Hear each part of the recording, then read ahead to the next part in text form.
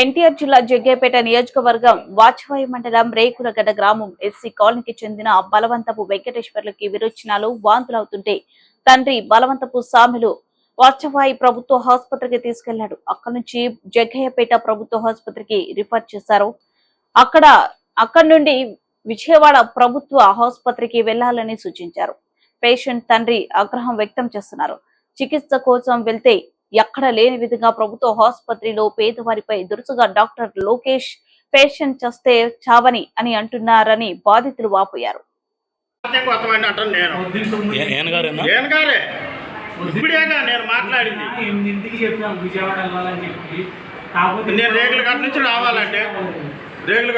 చినుకులు పడుతున్నాయి పొద్దున్న నుంచి.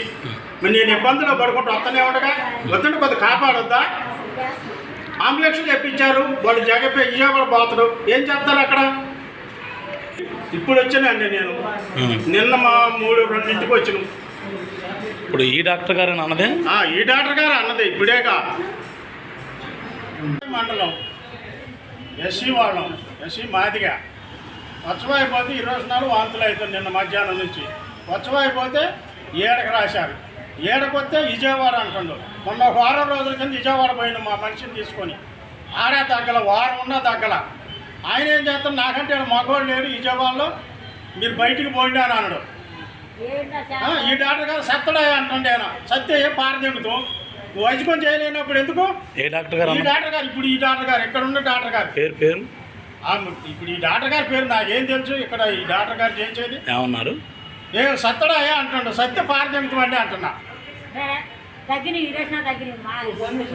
ఏంటది మరి ఇట్లా గోవికి రాయటం, పంపించడం, హాస్పిటల్ శాఖ మూసేయండి.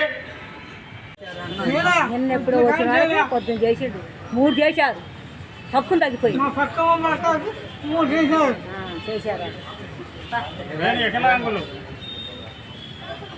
నీకు మాత్రం చేయాల. మేము ఆడే ఉన్నాం పక్కాడు మంచాలు చేయాలి. నేను మళ్ళీ వస్తున్నాను.